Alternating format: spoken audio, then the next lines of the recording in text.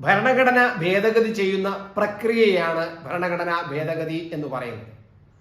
ആ പ്രക്രിയ രാജ്യത്തെ കാലഘട്ടത്തിനനുസരിച്ച് നമ്മുടെ ഭരണഘടനയിൽ ചില ആവശ്യങ്ങളും ഉണ്ടാകും, അല്ലെങ്കിൽ അതനുസരിച്ച് ഭരണഘടനയിൽ ചില മാറ്റങ്ങൾ വരേണ്ട ആവശ്യകത ഉണ്ടാകും.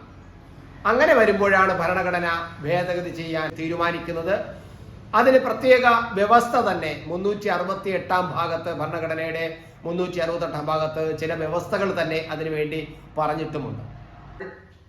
വേണ്ട മാറ്റങ്ങൾ ഭരണഘടനയിൽ വരുത്താം. അതാത് നിയമത്തിൽ ഏത് നിയമം അല്ലെങ്കിൽ ഏത് ക്ലോസിലേക്കാണ്, ഏത് ആർട്ടിക്കിളാണ് നമ്മൾ ഭരണഘടന ഭേദഗതി ചെയ്യാൻ പോകുന്നത്, അതിൽ കൂടുതൽ മാറ്റങ്ങൾ വരുത്താം, കൂടുതൽ കൂട്ടിച്ചേർക്കപ്പെടാം, ഉള്ള വ്യവസ്ഥകളെ വേണമെങ്കിൽ എടുത്തു കളയാം.